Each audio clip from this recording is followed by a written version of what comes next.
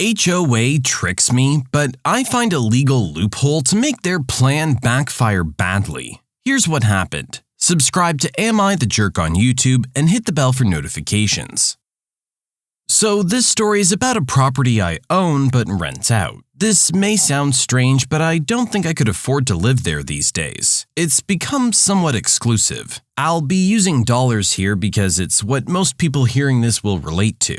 This doesn't take place in the US, and I've given an approximate dollar value for local currency. To answer the most commonly asked question, this is in South Africa. 1,000,000 years ago, my property was part of a large farm. I bought it about 30 years ago, long after the farm was broken up. But before there was any real development near it, the piece of land I got was near the back entrance that joined into a dirt road that ran past. The more expensive plots were near the tarred road in the front. I originally bought a large chunk of the land intending to do some farming, but that never happened. About 20 years ago, some of the owners got organized. We'll refer to them as the organized owners. They had the area designated as a municipal suburb. The municipality agreed to put in tarred roads, water, and electricity if a certain percentage of the properties were developed. A construction company linked to the organized owners went around contacting the owners who had land but no buildings, offering to build houses for us at a very, very reasonable price. Of course, being contingent on them getting a certain minimum number of people signing up. While this was happening, one of the organized owners approached me and offered to buy half my property. I agreed, and the money I got for the sale, which was about 4 times what I'd paid for the entire chunk of land 10 years prior, combined with a small loan from the bank, gave me what I needed to pay for a house to be built. And it was a fairly large and nice house, too. I stayed in the house for a few years and my mom moved in with me. I decided to subdivide the property again and build her a house next to mine. But unfortunately, an undiagnosed tumor took her before the house could even be started. Soon after she died, we moved out of the house and started renting it out. About a few weeks before we moved out, the organized owner I'd sold the land to started talking about an HOA. I wasn't interested, and left soon after. About 2 years later, the neighbor organized owner contacted me. There were 2 roads entering the area these days. The original tarred road that was near where the farmhouse had been and was entered from a fairly busy main road, and my dirt road back entrance, which was now a tarred entrance from a wide but not very busy municipal road. The HOA was trying to get the old farm road blocked off to improve security and decrease through traffic, and wanted the road next to my property to be the main and only entrance to the HOA community, and they were pressuring me to join.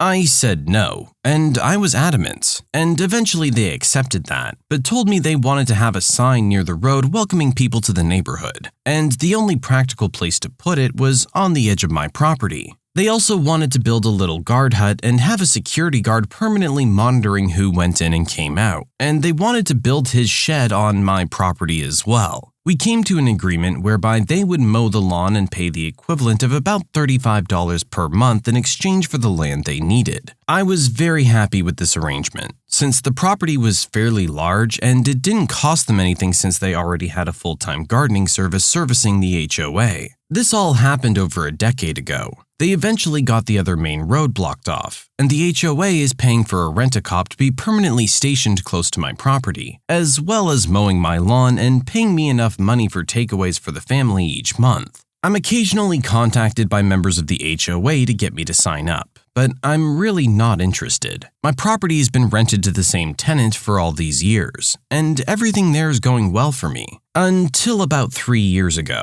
when someone scared the crap out of my tenant's young daughter by making strange noises and shooting a gun close to her bedroom window 3 or 4 times over about a month. This scared my tenants, and I guess it scared the HOA, because they and my tenant contacted me with a proposal. I joined the HOA, and they give me exclusions from the HOA rules, including exclusions from paying the monthly fees. And in addition, they'll build a wall around the entire HOA neighborhood, including electric fencing and security cameras. They told me they had wanted to do this for a while, but were unwilling to build the wall on property that was not in the HOA. I couldn't see the downside, so I agreed. It took a little over a year to build the wall and get everything completed, which is quite fast. And then a month to the day after everything was done, my tenant got an HOA warning about his dogs barking. He told the HOA that while the property was in the HOA, it was exempt from the rules. The HOA told him that they had canceled the exemptions and that he had 30 days to comply. He contacted me, and I opened some mail I'd gotten from the HOA. I'd ignored it till then since I was supposed to be exempt from the rules and fees. Man, did I get a surprise. They had retroactively canceled the exemptions and were claiming 1, that I pay late fees going back over a year, 2, that the easement of the agreement had been canceled and that they were retroactively canceling it a year back because the HOA contract allowed them to use small unused portions of HOA members' land for the common good for free.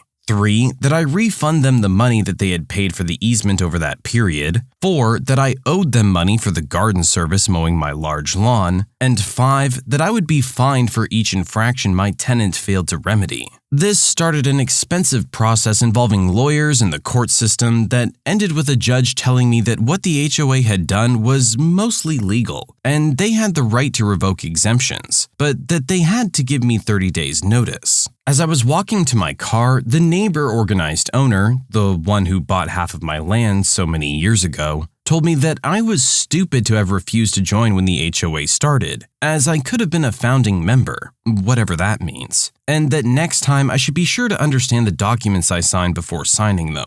Neighbor organized owner was right. I should have read the contract better. Also, I was interested in what it meant to be a founding member, so when I got home I grabbed the HOA contract I'd signed, as well as all the other documentation they'd provided me with, and started reading. Spoiler, it meant nothing. But at this point, I was determined to break every rule I could find a loophole to break. I didn't get past the first page. While the street address of the property is used to identify it for all practical purposes, in the city records it has a unique property number that has to be used on legal records. When my mom moved in, I'd subdivided the remaining property, but hadn't yet started building on it. And when I gave the HOA the easement all those years ago, it had been on the property I'd sliced off for my mom. And when the HOA set up the contract, they'd simply use the property number from the easement. The next afternoon, the neighbor organized owner delivered and had me sign for 2 documents. One telling me that my exemptions would expire in 30 days, and one letting me know that the easement would no longer be required after 30 days. I think he was being a bit malicious here, because I lived about an hour away from the property and he drove out himself. Exactly 30 days to the hour after the HOA had given me the 30 days notice, I knocked on the neighbor organized owner's door. Did I mention he was the president of the HOA? I had him sign for 2 documents. The first was that I planned to build a house on my HOA property, which confused him. And the second notice was that they had 30 days to remove from the property the guard shed, the parts of the electric boom that were on my property, as well as the sign. He tried to engage me, but I ignored him, climbed into my car, and drove off. Early the next morning, I got a call from the HOA lawyer who explained to me that their junk would be staying on my property, since it was in an unused part of my land. I explained that I was building a house there, and that the land would not be unused anymore. I could hear the smirk as he told me that building a second house to be spiteful would not be accepted by the courts. I sure hope he could hear the smirk in my voice when I told him that the property in question did not have a house, and was, in fact, barely large enough for a house to be built, and wouldn't be large enough for any extra buildings. I then told him to go look up the property in question and call me back. I had sliced off just enough to be legal, which was just enough to build a small house. It took them less than 5 days to get back to me. Their lawyer told me that the terms of the easement meant that I could not cancel without their permission. So I emailed him a photo of the document they sent to me canceling the easement. That afternoon, neighbor organized owner invited me to lunch to discuss the problem. I said no thanks. He extended the offer again 2 days later, and again I said no thanks. Other members of the original organized owners contacted me to try to talk. Some sounded aggressive, some sounded sympathetic. I said no thanks to each of them. Eventually, the lawyer phoned and asked if we could come to some sort of an arrangement. I asked what he had in mind, and he told me that he was prepared to discuss exclusions in exchange for access to my property. So I said, no thanks, and please don't call me again. About 9 days before their 30 days was up, I got a call from a different lawyer. He said he wanted to negotiate a surrender. His words, not mine. I agreed to meet him at his office the next day. I'd already had documents drawn up, and the meeting was as simple as me giving him the documents and him reading them over. My new easement offer consisted of 1. Including everything offered by the old easement offer. 2.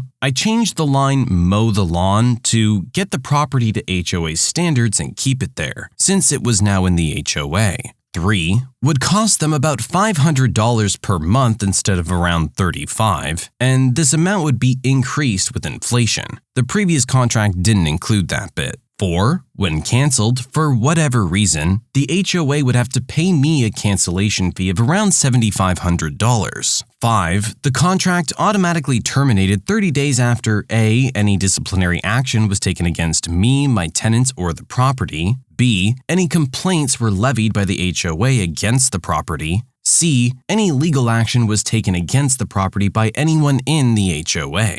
6. That this new lawyer who'd offered to negotiate a surrender would be allowed to mediate any disputes between us at HOA's expense. And that 7. The HOA would pay all my legal fees if any legal action was taken against me. I deliberately left some insane things in there so that I could appear to concede some points or be negotiated down when the HOA got indignant about the points I actually cared about. The lawyer did not look happy. He said that my proposal sounded unfair, but that he'd have the HOA president look at them. I reminded him that in 8 days, I'd be setting a group of men armed with sledgehammers and anger management issues loose on whatever of theirs was still on my property. That evening, I got an irate call from the HOA president. He told me he was never going to sign the new contract. I said okay. He then told me I was charging too much per month and that it should be the same rate as the previous contract. I pointed out that when I signed the previous contract, the area was under development and there was at least one other road leading in and out, but that now there was only mine. And besides, mine was now developed with everything they needed. He told me that I was forcing them to sign a document they didn't want to sign. I told him that he was free to not sign it. He whined about everything he could think of, and eventually told me I'd be hearing from his lawyer. The next morning, Surrender Lawyer called to ask if I'd be willing to come to their offices to sign the contract. I agreed. When I got there that afternoon, I learned that Surrender Lawyer was not a lawyer, but a paralegal. He handed me the contract and asked me to sign it. He laughed when I told him I'd have to read through it first to make sure nothing was changed, and mumbled something that sounded like, "I'm sure you would." I read the contract. Nothing had been changed, not a single thing, and the HOA president had signed it, with the surrender paralegal signing as witness. I looked at him and said, "Why did he sign this? It was stupid to sign it." And the paralegal looked at me and said, "I started telling him that signing it would be a bad decision, but he told me I wasn't being paid to think or give legal advice and to just shut up. So I shut up." I said, "Do you understand what he signed here?" He looks at me and nods. I asked him if I should have one of the lawyers look at it before giving it to you, and he told me that he was already billed enough for this, and that he'd sign it and sue me after their easement was safe. This happened about 1.5 years ago. It took 6 months for the HOA to find out how screwed they were. They wanted to sue me, but their lawyers explained to them there was no way to win. Even if the court sided with them, all they would get is the easement contract voided, and they didn't think that the court would side with them. The lawyers were adamant about one thing. The HOA could not live with the HOA pays my legal fees if legal action was taken against me, since it didn't limit the people taking legal action against me to the HOA. As worded, the HOA would be forced to pay for my legal fees if anyone took legal action against me. They argued that the courts would probably not enforce that, since the context of the agreement was to do with the HOA, and I told them I was prepared to find out, since the HOA would definitely be the ones taking action against me if they challenged it. I eventually signed an addendum to the contract that said that the neighbor-organized owner, the HOA president, would personally pay all my legal fees unless he held no position at all in the HOA, and that the HOA would pay all legal fees if the HOA took legal action against me. He resigned from the HOA at the end of that meeting. I politely told him in front of everyone that he shouldn't sign documents unless he understands what he's signing. He did not look pleased. It came out during the mediation that without the ability to control access to the HOA neighborhood through the security boom on my property, the HOA would be in breach of their own articles and would be dissolved, since the HOA had become a gated community a number of years back. I also learned what should have been obvious to me, that all of the security cameras were wired, and all terminate in the guardhouse/guard shed. So basically it was my way or the end of the HOA. That first mediation was really quite funny. My paralegal looked more than a little glum as we assembled, and he called everyone to order. I suspected that he'd been told to work against me, so I took the initiative. I reminded everyone there that I had agreed to let paralegal mediate, but that I had agreed to no arbitration at all. If I didn't feel like the proceedings were fair, I'd leave, and they could go ahead and sue. Paralegal brightened up, and things actually went quite well. I'm writing this after getting home from the last mediation. I built a paddling pool for the neighborhood dogs, as in I made it myself. I dug a hole, packed it with stone, and added a concrete finish. It was my first attempt, and if I say so myself, it looked, well, terrible. The HOA called for a mediation meeting in which they told me as nicely as they could that the paddling pool was an eyesore right at the entrance of the HOA.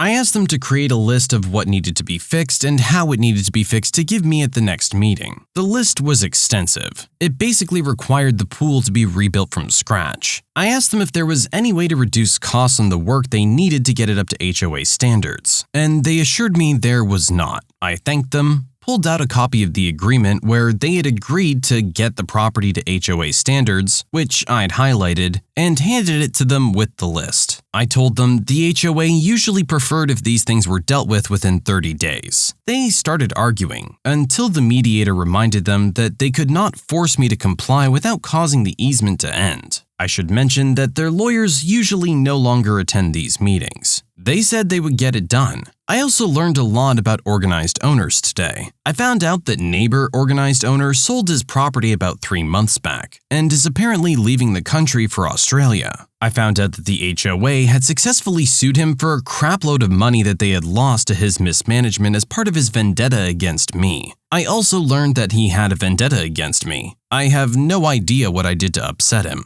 I'm not sure if I'll screw with the HOA anymore. I already think I'm so close to breaking them, the only thing stopping them from canceling the contract is the massive financial loss if they do. I guess a lot depends on how they treat me and my tenants going forward. Also, I do like the monthly payments, so I'm motivated to play nice. Neighbor organized owner was right though. In the end, you really shouldn't sign documents unless you understand what you're signing.